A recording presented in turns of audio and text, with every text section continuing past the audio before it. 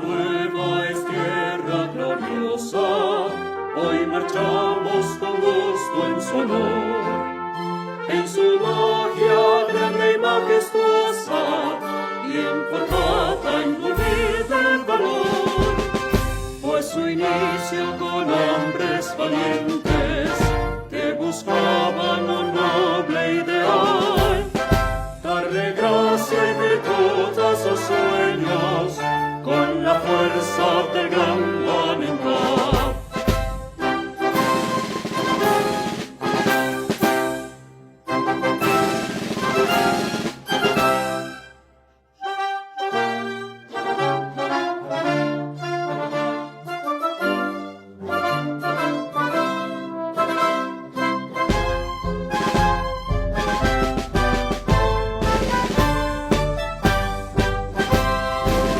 Somos uno, Villanueva, Villanuevas con un gran valor.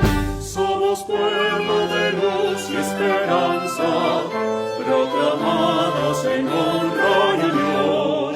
Somos uno, Villanueva, Villanuevas con un gran valor. Somos pueblo de luz y esperanza, proclamados en honra y unión.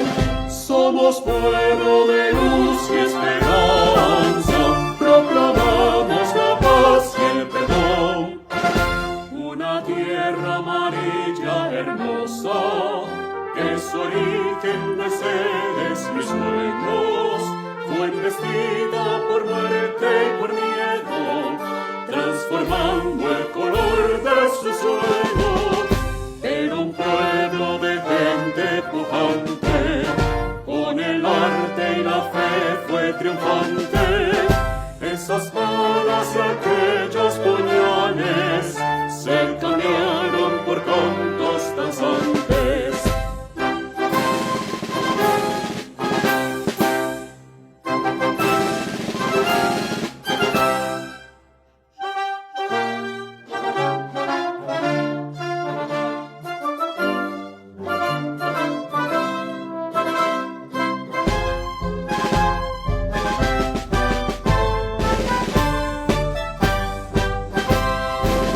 Somos uno, Villanueva, Villanuevas con un gran valor. Somos pueblo de luz y esperanza, proclamados en honra y unión. Somos uno, Villanueva, Villanuevas con un gran valor. Somos pueblo de luz y esperanza, proclamados en honra y unión. Somos pueblo de luz y esperanza, proclamamos la paz y el perdón. Señor usuario, le informamos que el precio de nuestros servicios cambió. Si quiere hacer parte de nuestra parabólica Villanueva TV, tenga en cuenta esto. El valor de la instalación por afiliación tiene un costo de 70,000 pesos. Para esto debe presentar los siguientes documentos en nuestra oficina. Fotocopia de un recibo de servicio público de la casa donde se hará la instalación, preferiblemente del servicio de luz. La fotocopia de la cédula del propietario del servicio de televisión, número telefónico y correo electrónico. Esta instalación incluye el cable solo del punto principal y cualquier acometida tendrá un costo adicional por metro utilizado. Asimismo, le recordamos que el precio del aporte voluntario mensual es de 20,000 pesos. La reconexión tiene un valor de 20,000 pesos y el traslado del punto un valor de 25,000 pesos. No olvide que estamos ubicados en la carrera novena, número 1339 en el sector Pueblo Nuevo, o solicite nuestros servicios al número celular 314-323-0026. Villanueva TV, más comunidad, más canal. Estimado usuario, esta información es de su interés. Le recomendamos guardar siempre sus recibos cancelados, por lo menos el del último pago realizado, pues en caso de presentarse algún reclamo por cargo o cobro indebido, debe presentar constancia del pago cuestionado. En caso que no aparezca dicho soporte en las oficinas recaudadoras, solo con este documento se podrá dar solución a su reclamo. Para presentar cualquier sugerencia, queja o reclamo, contamos con un buzón ubicado en nuestra oficina. Dicho asunto debe ser realizado de forma escrita. Recuerde que estamos ubicados en la carrera 9ª, número 1339 en el sector Pueblo Nuevo, o puede llamarnos al celular 314-323-0026. Villanueva TV, más comunidad, más canal. Señor usuario, le recordamos que los traslados, desactivación y activación del servicio de parabólica es solo de nuestra competencia. No lo puede hacer arbitrariamente el usuario, pues nuestra asociación es la responsable de estas redes. El uso indebido del servicio de parabólica, como realizar de forma fraudulenta conexiones del servicio o dar el servicio a las casas o apartamentos aledaños, trae consecuencias legales amparadas con lo decretado por el Código Penal, libro 2, título 7, artículo 256. Es de gran importancia su especial ayuda, no accediendo a ninguna solicitud de esta clase y de comunicarnos cualquier anomalía al respecto. Esto es fundamental para el buen manejo de nuestras redes y del servicio. Villanueva TV, más comunidad, más canal. El uso de tapabocas y guantes se ha convertido en algo indispensable en nuestro diario vivir para proteger a nuestra familia del COVID-19, pero esto ha generado situaciones como estas.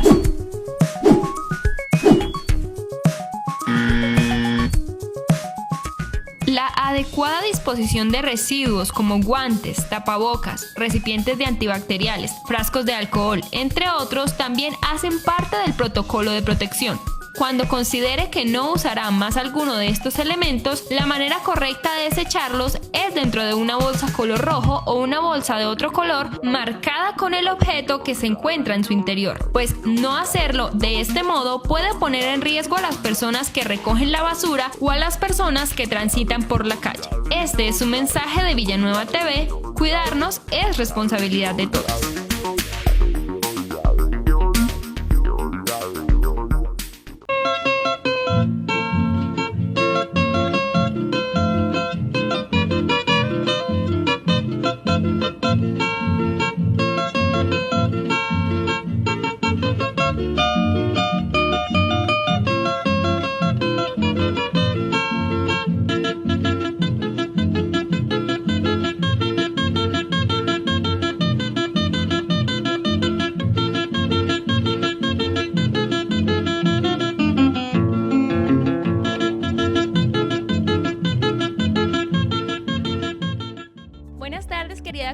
Sean bienvenidos una vez más a su programa Villanueva Hoy, el programa donde todos los miércoles les llevamos un tema de interés o cubrimos algún evento importante de nuestro municipio. El día de hoy traemos a una profesional de la salud especializada en psicología clínica, como lo es la doctora Lady Chaparro Sánchez, que nos va a contar en este programa especializado en salud mental. Entonces, bienvenida, doctora Lady. Hola, muy buenas tardes para todos. Gracias, Daniela, por la invitación. Muchas gracias por abrir estos espacios tan importantes para hablar con todos ustedes frente a salud mental. Soy Lady Marcela Chaparro Sánchez, psicóloga, especialista en psicología clínica y gerente general de Chaparro Barajas, empresa dedicada al cuidado de la salud mental.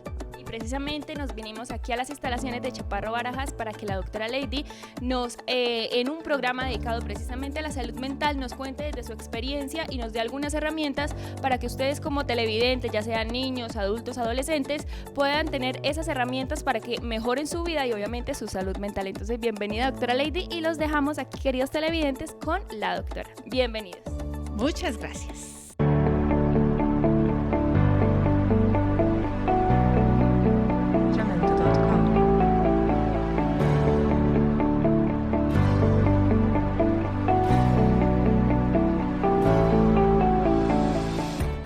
Daniela, y para todos los televidentes.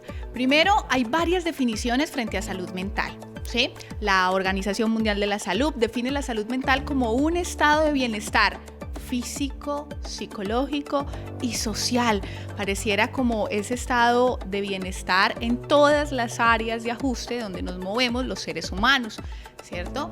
En nuestro país también adoptamos un poco ese concepto de salud mental, pero fíjate que ha venido cambiando, sobre todo con este precedente que tuvimos todos, que fue la COVID-19, y pareciera en algún momento que cuando hablábamos de salud mental hablábamos o dividíamos el concepto salud física y salud mental.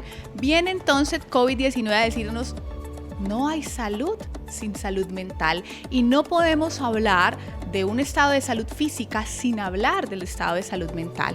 Entonces, cuando hablamos de salud en ese concepto, está incluido también el bienestar desde esa parte emocional, el equilibrio desde cada uno de los ejercicios que nosotros desempeñamos, pero sobre todo la felicidad, el sentirme pleno, realizado y tranquilo desde cada uno de los roles que yo desempeño.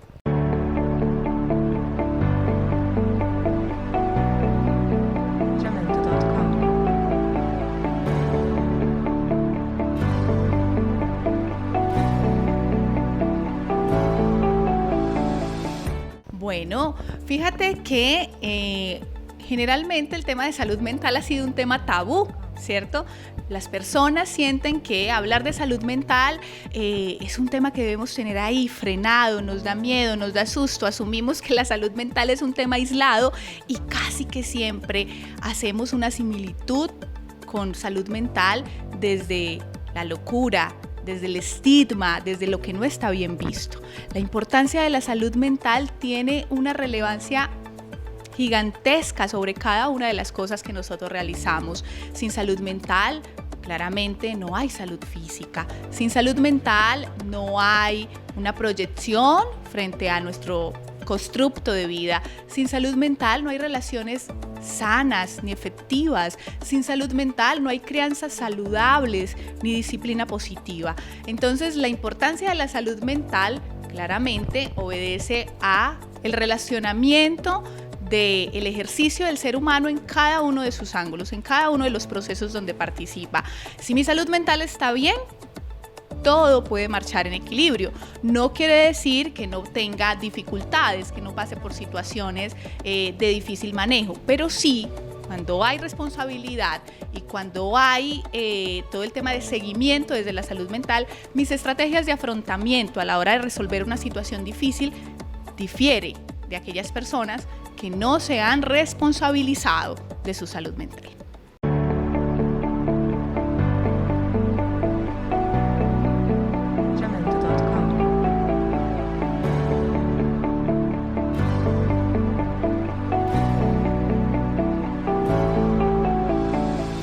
Bueno, ¿qué es importante frente al saber si tengo o no buena salud mental? Lo primero, en lo que va de este año, ¿has visitado a un profesional de la salud mental?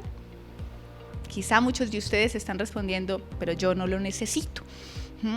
Pero entonces, para conocer y saber si hay buena salud mental, es importante hacer esa valoración clínica, así como yo voy al médico a un chequeo de rutina, así como yo voy al odontólogo a un chequeo de rutina, yo también debería ir al psicólogo a un chequeo de rutina.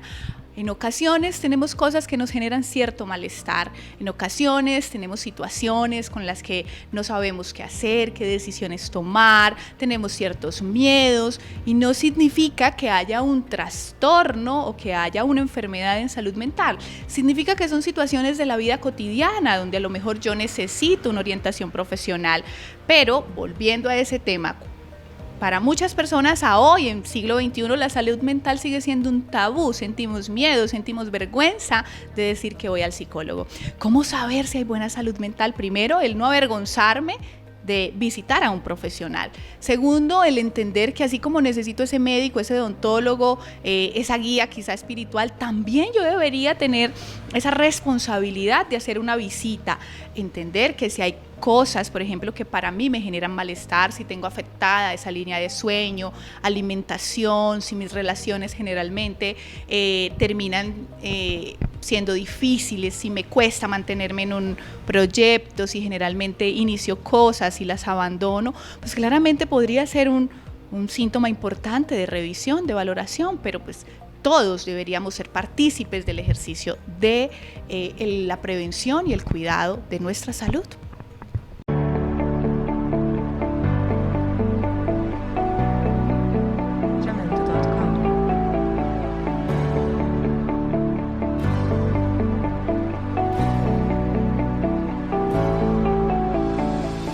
Bueno, herramientas, hay unas herramientas que son transversales para el cuidado de la salud, ¿cierto? sueño, higiene del sueño, es decir, tener una hora de sueño establecida, revisar si realmente descanso cuando tengo esos tiempos de reposo. La exposición a pantallas continuada hace que se afecte no solamente mi salud mental, sino también mi salud física. Una alimentación saludable, una alimentación balanceada. El uso, el ejercicio, fíjense que hablamos mucho nosotros del ejercicio y lo usamos como activación conductual en varias enfermedades de la salud mental, porque claramente esto tiene un efecto magnífico en el cerebro de oxigenación, de conexión y de activación. Entonces ese tema del ejercicio es importantísimo, pero también la responsabilidad en el constructo de mis relaciones, ¿sí? ¿Qué tan responsable soy yo a la hora de construir relaciones? No solamente relaciones afectivas, relaciones familiares, relaciones sociales, ¿cierto? Cuando mis contextos resultan ser saludables, resultan ser buenos para mi vida, pues claramente son herramientas de uso magnífico para tener una buena salud física y mental, claramente.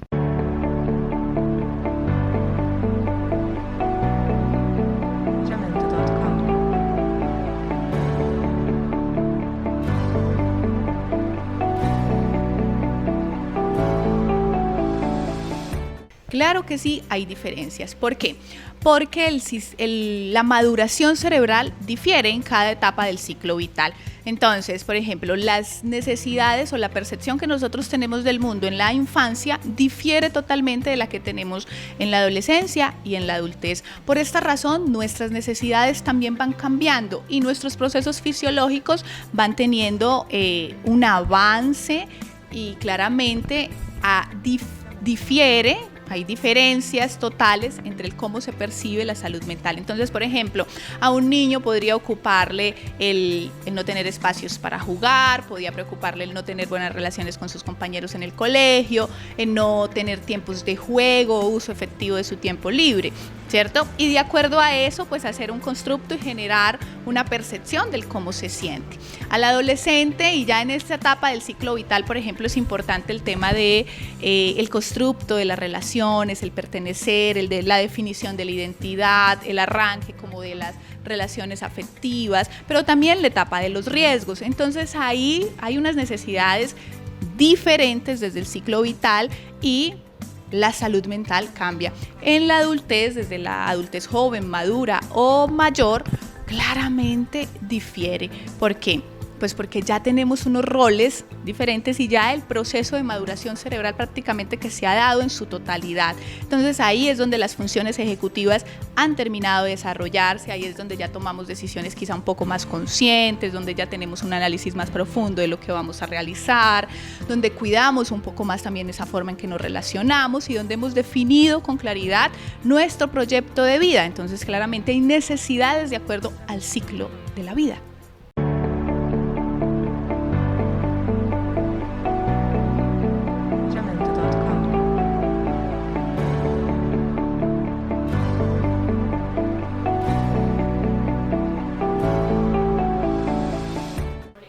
Bueno, eso se debe a algo que se llaman estrategias de afrontamiento y tiene todo que ver con mi modelo de familia, con mi modelo de relaciones, con mis patrones en la crianza. Y entonces lo que para mí puede ser un tema totalmente básico, sin ninguna relevancia, para otra persona puede ser un tema más complejo, más difícil de hacer afrontamiento, más difícil de resolver.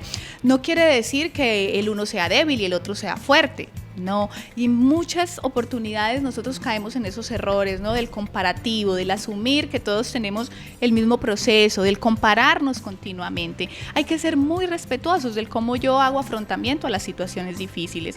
Hay 14 estrategias de afrontamiento, desde el ejercicio clínico las evaluamos y dependiendo de ese resultado empieza uno a hacer ese entrenamiento un poco de cuáles son muy positivas, pero hay otras que a lo mejor no resultan ser tan positivas. Todos tenemos diferentes formas de resolver, que para algunos pueda ser más fácil y para otros quizá no tanto. No quiere decir que yo sea débil y que yo sea fuerte, al contrario, hay que ser muy respetuoso y obedece a la historia de vida, a los patrones, a la socialización, al estilo de crianza que hemos tenido cada uno de nosotros.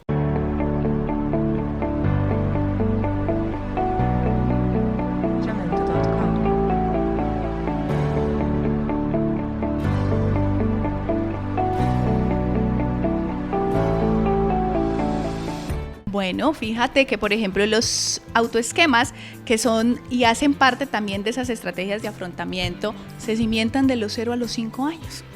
Entonces, desde ahí ya nosotros estamos, desde el momento de la concepción, estamos haciendo parte en este chiquito de su personalidad, de su temperamento, y claramente ese ejercicio de la crianza, el modelo, el tipo de familia, pero sobre todo ese nivel de cuidado, ese nivel de amor, ese nivel de entrega y de relaciones más que afectivas, que son necesarias, que son valiosísimas. El tipo de relaciones efectivas que yo construya con mi núcleo primario de apoyo tiene mucho que ver con el cómo también voy a relacionarme más adelante y con el cómo voy a hacer estrategias. Podemos mejorarlo a lo largo de nuestro ciclo vital, claramente, pero sí, en algunas ocasiones hay influencia del pasado frente a nuestro presente.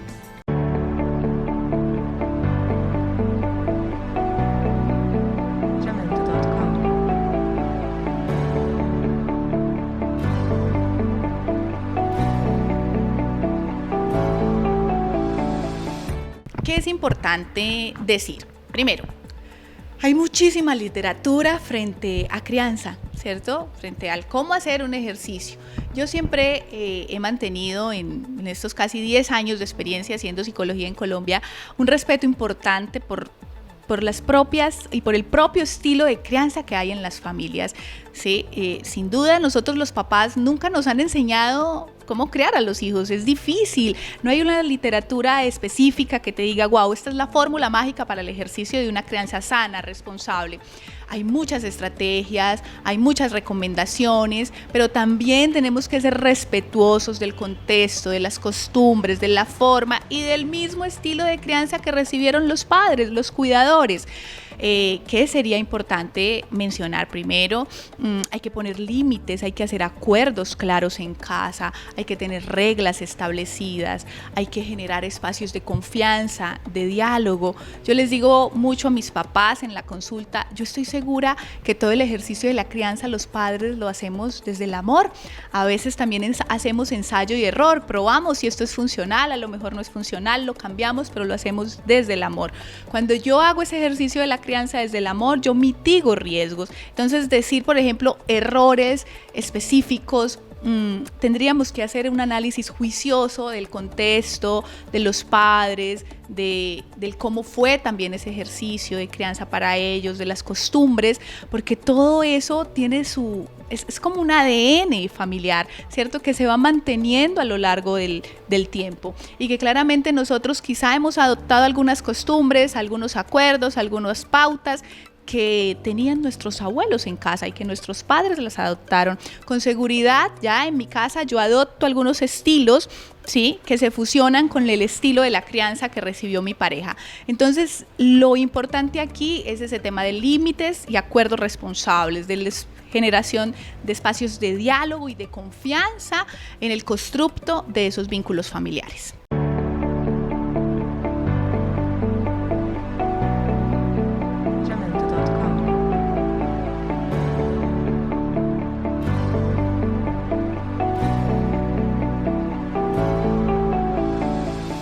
Claramente, mira, hay una imagen espectacular, no sé si la han visto, si la podemos poner aquí en algún momento, y es rompe el ciclo de la crianza, ¿no? Y aparece un papá gritando a su hijo, el niño pequeño gritando a sus amigos y el más pequeñito golpeando y tirando las cosas. Entonces, nuestra propia historia tiene todo que ver en el cómo educamos, pero también podemos decir, oye, no quiero repetir ese modelo en mis hijos y puede haber un cambio maravilloso.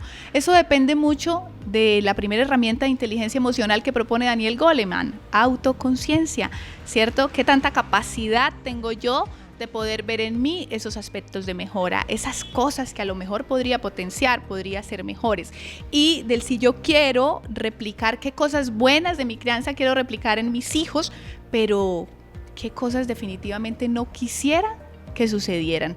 Entonces, pues sé el adulto que quisiste tener a tu lado cuando fuiste niño, ¿sí? Sé esa persona que a lo mejor quisiste que estuviera contigo en esos momentos difíciles, sé ese adulto para tus hijos.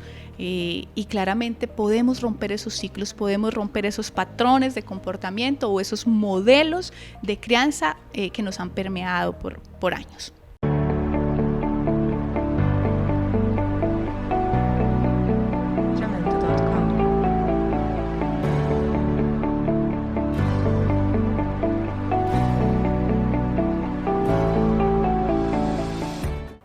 A veces me encantaría que esas personas pudiesen ver en mi consulta aquellos adultos en una etapa madura o incluso en una etapa de adultez mayor, el cómo sufren por eso, ¿sí? A mí me encanta explicarles lo siguiente: el castigo físico cambia una conducta inmediatamente. Ejemplo, tu hija se está subiendo a la mesa y tú no quieres que se siga subiendo, entonces tú la coges, la bajas y le das una palmada y ella por el momento dejó de subirse, pero eso no asegura que ella no vuelva a hacerlo, porque lo que hiciste fue generar un dolor físico y claramente llevar a un dolor emocional, pero no tiene ninguna trascendencia en el tiempo de un aprendizaje frente a hacerlo, ¿sí? Cambia conductas en tiempo inmediato. Sin embargo, cuando yo empiezo a hablar de esa crianza positiva, empiezo a hablar del cómo yo puedo y educo, y mi primer educador, el primer educador soy yo, desde el ejemplo, ¿cierto? Entonces, pues claramente ahí lo que yo hago es generar un aprendizaje significativo en el menor, es decir, desde la explicación, desde el por qué no es bueno que hagas eso, desde el qué ocurriría y desde el que yo también soy coherente con mi comportamiento frente a lo que digo y frente a lo que estoy haciendo. Entonces, eso es fundamental tenerlo presente. Entonces, por ejemplo, volviendo a ese tema, ¿no? A mí me educaron con rejo y con juguete y aquí estoy, soy un buen ser humano, ¿cierto? Ok, eres un muy buen ser humano, pero ¿qué tanto bienestar tienes en tu vida? ¿Qué tanta felicidad tienes contigo? ¿Qué tanta tranquilidad está contigo? Claramente era un modelo educativo tradicional, ¿cierto? Se implementó, fue funcional para muchas personas. Lo mismo, sus estrategias de afrontamiento quizá fueron unas estrategias bastante oportunas, bastante buenas y no generaron en ti ninguna afectación a largo plazo. Pero no todas las personas lo toman y lo ven desde este concepto. Hay muchas personas con heridas emocionales que han desarrollado trastornos, que han desarrollado enfermedades, que han sido incapacitantes para cada uno de los roles que desempeñamos a causa de crianzas que no fueron ni afectivas ni efectivas.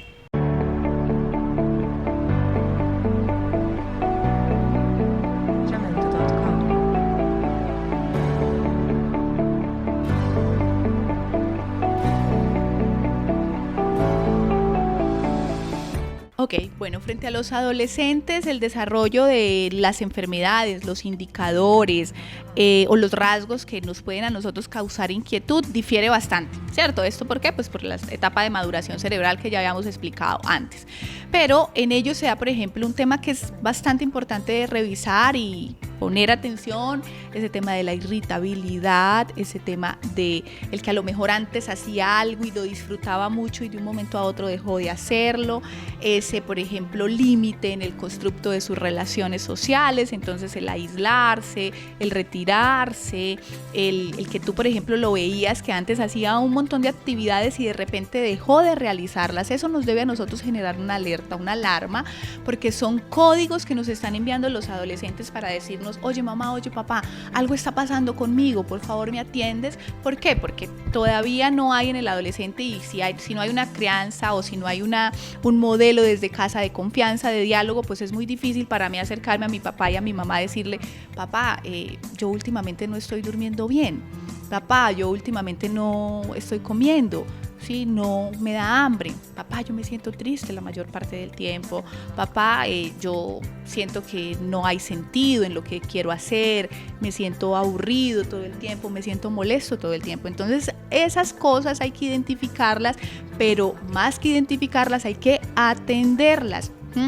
He escuchado también por ahí muchas cosas, muchos decires como que frente al tema también del suicidio, de que eso, el que se va a matar no avisa, ¿cierto? Eso el que dice tanto no va a hacer nada, mucho cuidado con eso, ¿cierto? Porque ante esas convicciones que hay populares, hemos perdido muchas vidas. No nos hemos ocupado de esas problemáticas. Entonces, papás, identifiquemos en nuestros niños, en nuestras niñas, adolescentes, esos códigos de alerta, esos códigos de alarma que ellos nos envían. A veces esos códigos son equívocos, ¿cierto? La rebeldía, el no querer hacer las cosas, el querer una independencia inmediata, el salir con frecuencia de la casa, el no saber a dónde van nuestros hijos. Hay que, más que estar vigilantes como un policía, estar monitoreando, estar revisando y estar generando esos espacios de confianza. Pero esas son algunas alertas importantes que no se pueden dejar pasar. Lo mismo cuando tu hija o tu hijo te dice, oye, no, es que siento que mi vida no tiene sentido, no quisiera estar más aquí. Oye, esas cosas hay que atenderlas, hay que ir inmediatamente a la atención. A veces no es capricho, a veces no es manipulación, a veces es el código que te está diciendo papá, mamá, que hay que hacer algo. Tómalo y ocúpate de esa situación.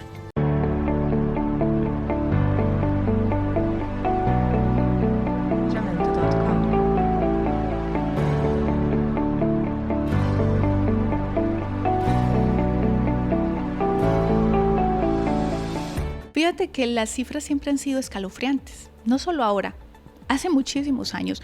Lo que pasa es que ahora con fortuna visibilizamos y le hemos dado una importancia. Ojalá que llegáramos a la importancia que requiere la salud mental. Entonces ahorita tenemos más entes de control, más entes de vigilancia, llegamos a hacer atención en esos momentos. El suicidio es multicausal, ¿sí? Es decir, no hay una causa específica, hay muchas causas que pueden llevar a una persona a la decisión de terminar con su vida. Por eso es importante todo esto que hemos venido hablando. ¿Sí? Razones pueden haber muchísimas. Ahí es donde hablamos de la multicausalidad, ¿sí? Pueden ser temas de relaciones afectivas, relaciones sociales, temas de identidad sexual, temas académicos, temas familiares, ¿cierto? Que como que se van uniendo y llegan al punto de hacerte tomar esta decisión. Por eso la invitación, papás, la invitación, cuidadores, es a estar atentos a esos códigos, a esas señales. Miren, cada 40 segundos en el mundo una persona se quita la vida. Podríamos pensar en este tiempo que hemos hablado cuántas vidas hemos perdido.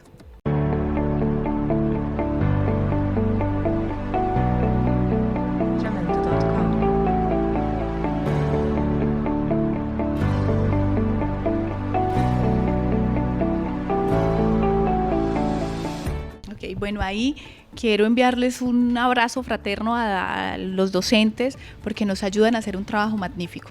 Entonces, parte de los indicadores que hablaba ahorita desde la adolescencia.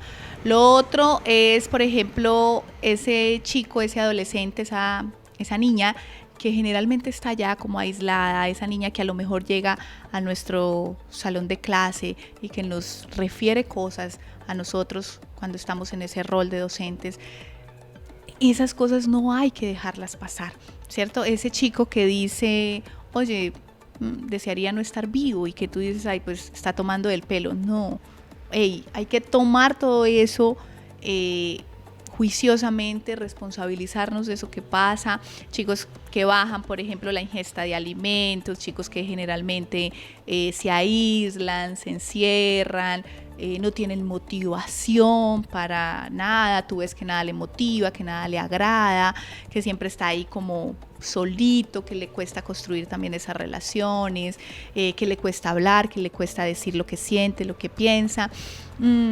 Hay que revisar todo eso, pero todo esto se puede prevenir desde ese chequeo en salud mental, desde esa responsabilidad de decir, oiga, voy a ir al hospital hoy a pedir una cita de psicología. ¿Sí? Porque generalmente son muy pocos los consultantes que llegan a decir, es que vengo para una valoración psicológica. O sea, no hay nada, por ejemplo, que me esté preocupando en este momento, solo quiero hacer un chequeo. Son muy pocos. ¿Sí? Entonces hay que generar esa cultura, mamá, papá, así como tú vas a ese control de crecimiento y desarrollo, ve a ese control de salud mental, porque ahí podemos cuidar muchísimas vidas, ahí podemos salvar muchas vidas. Ahí nosotros en la exploración clínica podemos identificar esos indicadores que nos ayudan al cuidado y a la preservación de la vida.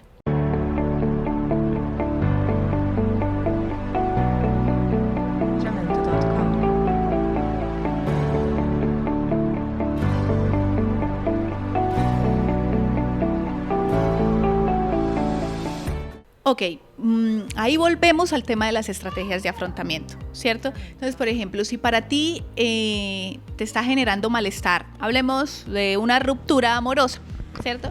Ha pasado un tiempo, tú sientes que las emociones, la conducta está generándote malestar, entonces tengo estados de tristeza prolongados, no tengo motivación de ir al trabajo, no quiero levantarme a estudiar, prefiero estar aislado, tengo pensamientos negativos constantes en mí, generalmente me anticipo, es decir, pienso que van a pasar cosas desagradables, cosas no positivas en la vida. Las personas, por ejemplo, empiezan a generar un fastidio sobre mí, no me gusta, me irrito con mucha facilidad. Frente al tema de los problemas económicos, ¿sí? También a veces es necesario tener esa orientación profesional. No sé, tengo un montón de deudas, no sé qué hacer, no puedo dormir, no puedo comer, todo el tiempo estoy pensando en ello, estoy pensando en que va a pasar lo peor, ¿cierto? Entonces, el mismo constructo de las relaciones familiares, ¿sí? Tengo relaciones difíciles con mis padres, con mis hijos, con mis hermanos. Esas cosas hay que atenderlas. Y el indicador más importante es el qué tanto malestar te genera la situación. Si es un malestar elevado, debes buscar la ayuda profesional.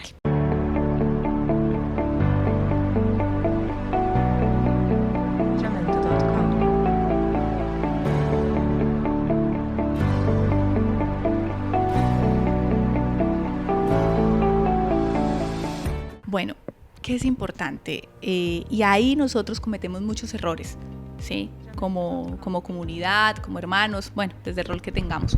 Cometemos muchos errores y es minimizar los problemas en salud mental, ¿cierto? Y asumir y decirle como, ay, pero qué tontada, eso que tú tienes es una bobada, ¿por qué lloras por eso?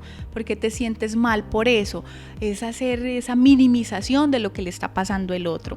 Entonces, hay que ser empáticos. Y cuando hablamos de empatía, hablamos de esa capacidad que debemos y que podemos desarrollar los seres humanos de ponernos un poco en los zapatos del otro, de entender que el otro tiene una percepción diferente, de entender que el otro tiene unas vivencias diferentes y que claramente de acuerdo a su experiencia hace un análisis diferente de las situaciones. Entonces, lo primero es no minimizar las situaciones que pueda tener la otra persona.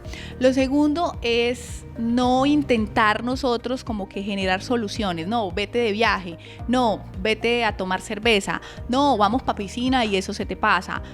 O sea, tenemos que ser coherentes, tenemos que ser responsables. Y si yo estoy viendo en alguien, por ejemplo, que hay una afectación importante, que se siente con un malestar, oye, hay que buscar ayuda, ¿cierto? Promocionar los espacios en salud mental, promocionar y decir, es que es bueno que vayas al psicólogo, es que todos necesitamos ir en algún momento, es que a lo mejor eso podría ser útil para ti, y hacer ese acompañamiento constante desde el amor, no desde la crítica, no desde el rechazo, no desde el poner primero tus experiencias y decirle, no, es que a mí me pasó y yo lo superé, tú también lo vas a poder superar. Ahí realmente estamos siendo nosotros un poco, digamos que invasivos frente a la situación del otro, comparativos frente a la situación del otro, y estamos no siendo empáticos con lo que está pasando. Entonces es ese acompañamiento responsable desde el cuidado y desde la ayuda profesional que requiere la persona. Y tenemos muchos espacios donde podemos acudir. Uno, digamos que hablemos aquí de nuestro municipio, el hospital, la comisaría de familia, los psicorientadores, por ejemplo en el colegio, ese primer momento puede ser el psicorientador, las personerías. O sea, hay muchos espacios, el mismo ICBF que lo tenemos cerca, que podemos utilizar para llegar a esa atención oportuna y a esa atención que puede ser fundamental para que el otro pueda hacer afrontamiento adecuado de la situación que le genera malestar.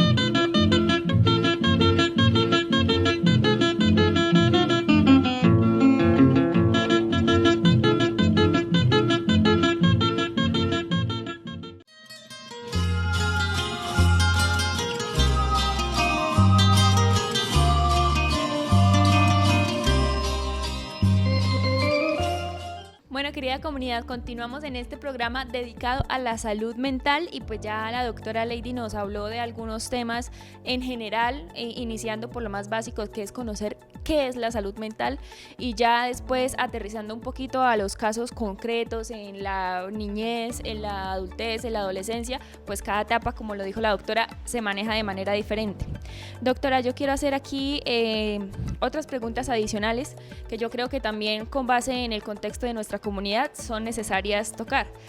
Y pues usted ya nos comentaba antes que uno de los problemas a veces que se pueden enfrentar y que pueden ser causa de una afectación en la salud mental es el tema de la afrontación de la orientación sexual, que no solo es una afectación para uno como persona o para la persona en general, porque es algo que es difícil de incluso de encontrar esa identidad, sino también para los padres. Entonces, ¿cómo podríamos ayudar a la comunidad? Que yo creo que los padres todavía están un poquito, a veces se asustan, que dicen, bueno, ¿yo qué pasa si mi hijo me sale así o qué? Porque piensan que es algo malo, pero ¿cómo podríamos afrontar esas situaciones, tanto desde la persona que enfrenta esa situación como de los padres? Ok, bueno, ¿qué es importante aquí definir? Uno, en la adolescencia todos los seres humanos pasamos por algo que se llama crisis de la identidad versus búsqueda de la identidad, y en esa crisis de la identidad es donde claramente también buscamos como pertenecer a un equipo, tener un grupo, definimos también nuestro estilo, nuestra forma de vestir, nuestra forma de cortarnos el cabello y claramente nuestra inclinación sexual. Esta es una etapa de mucha confusión, ¿no? Y a hoy muchas de nuestras consultas obedecen a esa situación, a esa confusión frente a mi inclinación sexual. A veces llegan algunos padres a mi consulta y me dicen, doctora, es que le traigo a mi hijo a la consulta porque mi hijo me está diciendo que es gay, o mi hija me está diciendo que es lesbiana, entonces te la traigo para que tú me la puedas ayudar para que no tenga eso. Entonces lo primero que yo hago es el abordaje con los padres, y lo primero que uno hace es como ese proceso de la psicoeducación con ellos para entender pues que puede que su hijo esté teniendo un momento de confusión, ¿cierto? De esa crisis de identidad, pero puede que su hijo durante el proceso terapéutico, durante el proceso de afrontación, cimiente y tome la decisión de su inclinación o su identidad sexual. Aquí es un poco también la preparación para los padres, el estar quizá un poco abiertos el estar como un poco abierto también a lo que el chico desea, a lo que el chico quiere, a lo que la chica está indicando, y hacer ese acompañamiento responsable. ¿Por qué? Porque en esta etapa de la vida también se dan los riesgos, ¿no? Y es donde nosotros probamos muchas cosas, es donde nosotros exploramos otras tantas, entre ellas el tema de la sexualidad. Hay que hablarlo con claridad, hay que hablarlo con responsabilidad, y por eso es importante dejarlo claro. El acompañamiento de los papás es vital en este proceso. Nuestros adolescentes sufren mucho, ¿sí?, cuando están en una confusión como esta, sobre todo porque hoy día pues tenemos todavía tabúes frente a las inclinaciones sexuales. A hoy día algunos padres quizá estamos un poco renuentes a estas situaciones, y eso tiene mucho que ver también con el contexto de la crianza nuestra, ¿no?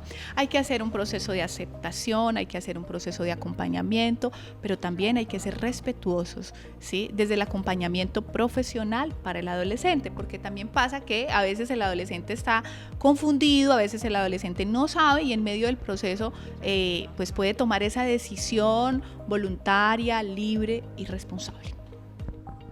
¿Cómo podrían enfrentar? Porque yo creo que el mayor miedo de un papá no es que su hijo sea gay, lesbiana, bisexual, no sé, tantas definiciones que hay ahorita en este momento, sino que yo creo que el miedo de ellos es más al tema social, cómo se va a aceptar, y más que Villanueva tiene un contexto tan religioso, tan creyente, que en parte influye la cosmovisión de las personas frente a esos temas que lo vemos como, ay, eso es de ciudad, eso es moda, eso es tal cosa, eso es que no lo orientaron bien en la niñez. Entonces, ¿cómo blindar de cierta manera a los papás o a los niños frente a ese rechazo social y más en un contexto como nuestro municipio? Ahí es entonces donde yo hablo un poco, Daniela, del sufrimiento de nuestros adolescentes en esta etapa de la vida, ¿no? Y de la crueldad de los contextos. Tenemos que ser claros. Y ahí es donde está ese llamado importante a las familias villanuevas, hablemos hoy de nuestro contexto, a las familias villanuevas de entender los conceptos que a hoy están definidos como familia, de entender los tipos de familia. Fíjate que con el ICBF, con los hogares agrupados de Villanueva, hacíamos un ejercicio muy bonito con los padres y era el psicoeducar frente a los tipos de familia que a hoy existen y el enseñar a nuestros hijos que merece el mismo respeto esa familia nuclear, esa familia homoparental, esa familia extensa, es cualquier tipo de familia, porque hoy tiene una protección legal y entonces a veces nosotros desde nuestras casas nos encaminamos más a esa crianza desde el juzgamiento, a esa crianza desde el señalamiento, a esa crianza todavía desde el rechazo a la diferencia, ¿sí? No hablamos solamente de las inclinaciones sexuales diferentes, sino también a muchísimas otras que nosotros como padres propiciamos desde nuestros hogares. Entonces ahí que es importante, uno, el que nosotros como papás generemos ambientes de respeto, no solo dentro de la casa, sino fuera de la casa, porque nuestros niños son el reflejo de lo que sucede en nuestros hogares. Entonces eso es fundamental.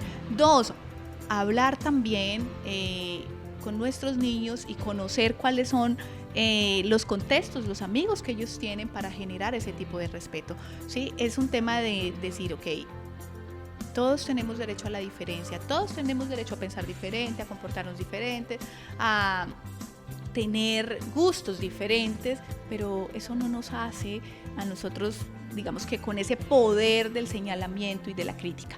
Si nosotros generamos espacios de más respeto, si nosotros generamos espacios de más empatía, si nosotros generamos espacios de mayor amor y comprensión, con seguridad estos adolescentes que a lo mejor en este momento están confundidos, estos padres que a lo mejor en este momento están asustados con la situación, estos padres que a veces deciden enviar a sus hijos lejos, deciden internarlos, deciden llevarlos a un montón de cosas para que cambien su orientación sexual. Mi invitación desde aquí es a tener esos espacios profesionales, esos espacios de orientación y a entender y a respetar la diversidad. Doctora, ya como para finalizar este tema de la parte de orientación sexual, ¿de qué manera, digamos, dicen, ¿no? Yo he escuchado que a veces desde la infancia, desde una edad muy temprana, se empiezan a ver ciertas inclinaciones de los niños, que dicen que yo no quiero jugar con la muñequita, yo quiero jugar con el carrito. Entonces, hablemosle un poquito a los padres, de qué manera ellos pueden intervenir o de qué manera ellos pueden, de cierta manera, orientar en ese aspecto algo que pues sabemos que viene desde antes, incluso desde una edad muy temprana, y no es algo que es que yo en la adolescencia tuve un amigo gay y se me pegó o algo así, porque esa es alguna creencia, y pues en algunos casos sí se denota desde una edad muy temprana. Entonces, ¿qué consejo podemos darle a los padres en ese rol de orientadores en ese aspecto? Ok, mira, a veces todavía tenemos mucha influencia de esa crianza un poco machista, ¿no? Y de entender que los colores se hicieron para un género específico. Ok, exacto, los colores, o que si juega fútbol mi niña me salió. Y entonces tendemos al señalamiento, ahí es donde está nuevamente el tema del respeto.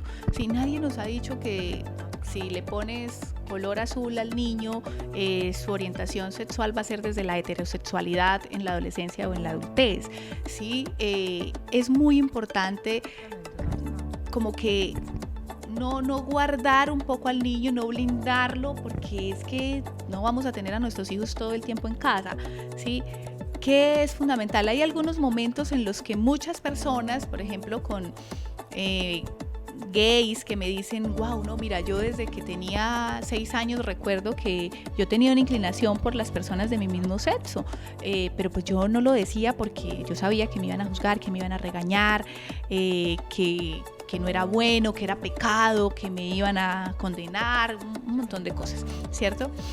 Y esas personas viven con mucho dolor, con mucho sufrimiento.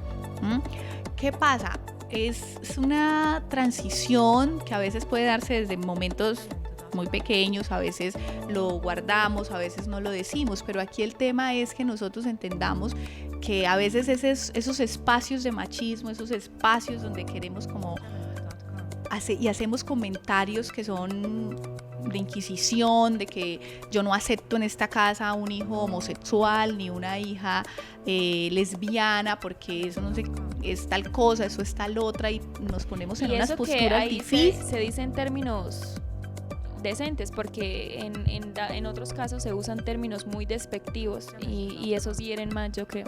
Y ahí entonces empezamos a menoscabar todo el tema del el autoestima y la integridad de las personas. Y entonces ahí es donde nuestros chicos, ya cuando tienen un nivel de independencia o de autonomía, se van y pueden vivir una sexualidad no responsable. ¿Sí? Ese también es el miedo a hoy de muchos padres, ¿no? La vivencia irresponsable de la sexualidad. Pero entonces sí es muy importante tener claro eso, o sea, que tu hijo juegue con una muñeca y que es un niño no quiere decir que tu hijo va a ser homosexual, ¿sí? Que tu hija le guste el fútbol no quiere decir que tu hija es lesbiana, ¿cierto? Hay que quitar un poco, y a veces también como que aislamos a nuestros niños, a nuestros adolescentes de las personas que valientemente han definido en un contexto como el nuestro su orientación sexual, ¿no? Porque creemos que se le va a pegar, ¿sí? O sea, realmente es una toma de decisión que debe ser una toma de decisión consciente, una toma de decisión ojalá guiada y una toma de decisión con acompañamiento. Pero a veces esos escenarios de barrera, de que aquí no ingresa, pueden ser contraproducentes para nuestros niños, para nuestras niñas, y pueden convertirlos a ellos quizá en agentes que movilizan espacios difíciles dentro de los contextos escolares, ¿sí? Encontramos a veces adolescentes que son muy crueles con los otros por sus gustos, por sus formas de ser, de vestir y demás, no solamente desde la inclinación sexual, ¿no? Entonces sí es importante hacer ese acompañamiento, estar con ellos, revisar y entender desde el respeto y desde el amor la toma de decisión del otro. Muchas gracias por esos consejos. Y antes de finalizar este espacio, también quisiera referirme al tema de los dispositivos electrónicos. Yo creo que uno de los retos más importantes en esta época de tecnología, que ya vemos que dicen que los niños ya nacen con un chip, que ya saben cómo manejar el teléfono. Entonces, ¿qué le diríamos a esos padres en esas edades tempranas donde dice, ay, es que el niño llora, yo le doy el celular y se calla? Entonces, ¿cómo podrían, qué recomendaciones le daríamos a esos padres sobre el uso de aparatos electrónicos, no solo en la niñez, sino en la adolescencia? Ok, fíjate, Daniela, que a hoy llegan muchos casos a nuestra consulta de ansiedades sociales, ¿sí? Y a hoy el uso prolongado, la dificultad está en el tiempo de exposición. Eso hay que tenerlo clarísimo, en el tiempo de exposición, es decir, en el número de horas que puede pasar el adolescente con el dispositivo electrónico. Y esto lo que hace es generar en el adolescente también otras dificultades. A nuestra consulta llegan chicos, por ejemplo, que dicen, no, yo no soy capaz de hablarle a alguien cuando nos encontramos aquí físicamente, ¿sí? Entonces les quitamos a nuestros niños, les quitamos a nuestros adolescentes ese ejercicio de comunicación, ese ejercicio de socialización, ese ejercicio de generar vínculos reales, y los pasamos a todo el tema digital. No podemos desconocer que hoy día este tema digital pues es una realidad, lo usamos absolutamente para todo. Pero aquí la dificultad es los tiempos de exposición que pasa el menor con un aparato tecnológico, llámese televisor, llámese celular, llámese computador, llámese como se llame. Y esos tiempos de exposición, la responsabilidad es nuestra como padres, como cuidadores. A veces lo que tú dices, no, pero es que el niño llora, molesta, yo le doy el celular para que se calle y ya no moleste más. Pero entonces tú también le estás quitando a tu niño ese tiempo de juego, ¿sí? Ese espacio que es tan importante en él, de imaginación, de construcción, que es necesario para el desarrollo de su motricidad fina, gruesa, de socialización, de resolución de problemas, o sea que tiene un montón de beneficios y se lo quitamos porque entonces el niño se vuelve sedentario, porque entonces el niño no quiere salir a ningún lado, porque entonces el niño se vuelve irritable, porque no le doy el aparato tecnológico, y lo mismo pasa con el adolescente. Entonces, edades, hay un montón de literatura que habla de las edades para tener un aparato electrónico. Yo creo que el aparato electrónico, desde mi percepción, desde el constructo que yo tengo y desde mi formación, debería estar en el menor después de los 11 años. ¿Sí? O sea, un niño de 8, de 9 años no debería tener un celular, no debería tener, o sea, una tablet o un computador que sea propio, es decir, de tu dominio, de tu autonomía. Otra cosa es que en tu casa tengas un computador porque es necesario a lo mejor para la investigación, para la información, y que tú monitores esos tiempos. En todas las casas hoy tenemos al menos un televisor y lo usamos. Aquí el tema es los tiempos de exposición que tiene. Si tu hijo está pasando más de 2, 3, 4 horas, tengo chicos que pasan 10, 12 horas de exposición en una pantalla, no solamente están afectando su salud mental, sino también su salud física. Sí, hoy han aumentado los casos de enfermedades de visión gigantescamente por la exposición que tenemos a estos aparatos electrónicos. Entonces, la responsabilidad de la dosificación de los tiempos es nuestra como cuidadores, ¿sí? No es ni siquiera de los chicos. Ahí es cuando yo hablaba de esos acuerdos y de esas pautas y de esas normas que deben ser claras, que deben ser informadas a los hijos y que deben respetarse. Doctora, usted hablaba algo muy importante y yo personalmente lo he percibido mucho en el tema del juego. Digamos, yo siento que en mi parte, mi infancia no fue tan afectada por la tecnología, y en nuestro caso, en mi caso, nosotros en nuestro barrio salíamos a jugar todas las noches, una infinidad de niños, o sea, salíamos como 20, 30 niños, jugábamos al escondite, a la tángara, a la lleva, a lo que fuera, incluso a hablar, al teléfono roto, lo que sea. Y yo he percibido que ahora en las calles de nuestro municipio es raro ver este tipo de juegos, incluso en los mismos colegios los niños están como metidos en su mundo, ya no disfrutan, y eso no solo lo que usted decía, desarrollar habilidades. Exacto, la importancia de esa interacción entre los niños, entre diferentes personalidades, que yo siento que ahorita por la misma tecnología como que ya no se están dando en los niños. Entonces, ¿cómo percibe usted esa situación? Porque a mí en lo personal yo la he analizado mucho y me preocupa, la verdad, porque yo tengo una sobrina y yo digo, ella solita, ella no tiene con quién jugar, o en el barrio no se conocen, o como ese tipo de situaciones donde yo digo, se limita un poquito ese enriquecimiento social, físico, de todo, o sea, implica muchos sectores. Entonces, ¿cómo analizaría usted ese aspecto en nuestra actualidad? Pues ahí es donde nuestros chicos, nuestros niños, niñas y adolescentes se están privando del desarrollo físico y del desarrollo emocional, ¿cierto? Porque ellos están en casa y estoy segura que están todos conectados, hablándose desde un aparato tecnológico, ¿sí? Y a lo mejor pueden vivir al lado, pero se hablan desde un aparato tecnológico, y cuando están de tú a tú no pueden siquiera saludarse. Entonces ahí estamos conviviendo un poco, y nuestros niños, nuestros adolescentes se están conviviendo un poco de esa interacción, de ese desarrollo fisiológico natural que debería darse.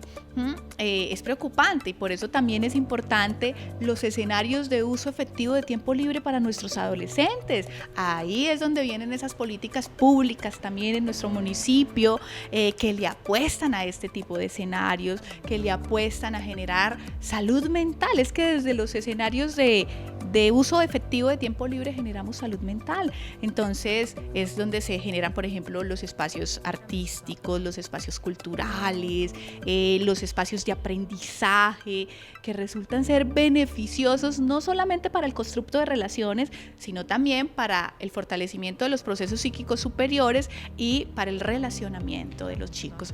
Ahí claramente hay una necesidad importante por parte de todos. Es una responsabilidad que arranca desde los hogares, pero que también es una responsabilidad colectiva desde los entes estatales, desde los entes gubernamentales, de generar esos espacios, de propiciar esos espacios que estén encaminados a que nuestros chicos, nuestras chicas puedan generar aprendizaje, pero no solamente ese aprendizaje en conocimiento, sino ese aprendizaje del relacionamiento, del respeto, de la empatía, de la bondad, que pues son necesarios. A veces están los espacios, ¿cierto? Muy seguramente están los espacios y muchas veces nosotros como padres no acudimos a esos espacios. Otras veces los adolescentes pues, asumen que tienen la potestad y la independencia y dicen no voy, no me gusta. Y pues también es importante definir esos gustos en los chicos. ¿Qué te gusta hacer específicamente? Porque nosotros como adultos nos equivocamos un poco y ponemos en nuestros chicos nuestros sueños, ¿cierto? Y nos olvidamos de lo que ellos quieren. Entonces sí es importante que nuestros chicos tengan otras actividades alternas. Ojo, no saturarlos, porque ese también es otro error a veces de nosotros como papás. Los saturamos en medio de nuestro miedo frente a lo que pueden encontrar, por ejemplo, en redes, en todo esto. Los saturamos de actividades y uno se encuentra con consultantes que tienen una agenda más ocupada que a veces la de uno, ¿sí? O sea, que las citas deben de ser en esta hora específica porque no hay más tiempo, ¿no? Tampoco saturarlos porque pues también tenemos que tener tiempos de ocio, son necesarios para la salud. Pero sí que puedan tener alguna actividad extracurricular que resulte placentera para ellos y que sea efectiva para su salud física y mental. Doctora, yo creo que ya con este tema cerramos nuestro programa, porque yo creo que habrán infinidad de temas que podemos tratar en este espacio relacionados con la salud mental, ya sean niños, adolescentes, adultos, pero pues el tiempo es corto y yo creo que ya estamos cerrando con nuestro programa. Entonces, muchísimas gracias por abrirnos las puertas de su consultorio, de su lugar de trabajo, incluso también por compartirnos su experiencia, que ya nos dijo la doctora que son 10 años de experiencia. Entonces, yo creo que tiene mucha autoridad para hablarnos de estos temas tan relevantes en nuestra comunidad, y yo creo que este no será el último programa en el que tengamos a la doctora Lady. Entonces, muchas gracias por acompañarnos. No, muchas gracias a ti, Daniela, por la invitación. Muchas gracias al canal comunitario por generar estos espacios preventivos. La invitación a todos aquí a la responsabilidad y al cuidado de nuestra salud mental, y claramente pues las puertas de Chaparro Barajas están abiertas para hablar y para generar estos espacios que son espacios preventivos y que claramente podemos hablar y abordar cualquier situación o problemática que se quiera abordar. Muchas gracias, y muchas gracias a ustedes, queridos televidentes, por estar pendiente a este programa. Recuerden que Villanueva Hoy lo pueden ver todos los miércoles de 4 a 5 de la tarde aquí por Villanueva TV. Estén atentos a toda nuestra programación y nos vemos en otra oportunidad. Hasta luego.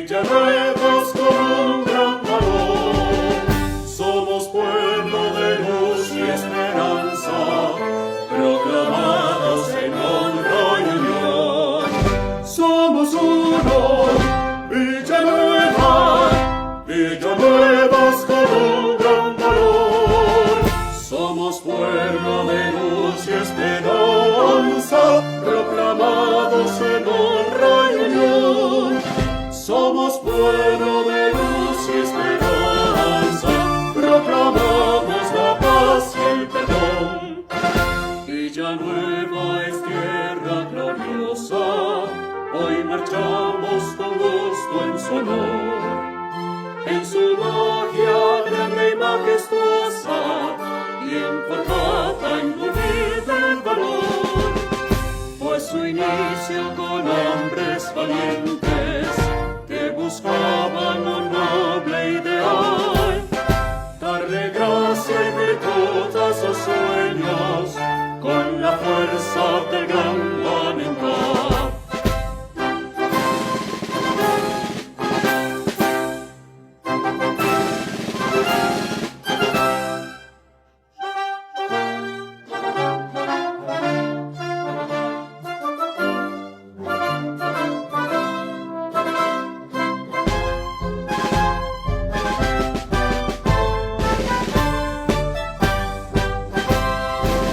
Somos uno, Villanueva, Villanuevas con un gran valor. Somos pueblo de luz y esperanza, proclamadas en honra y unión. Somos uno, Villanueva, Villanuevas con un gran valor. Somos pueblo de luz y esperanza, proclamadas en honra y unión.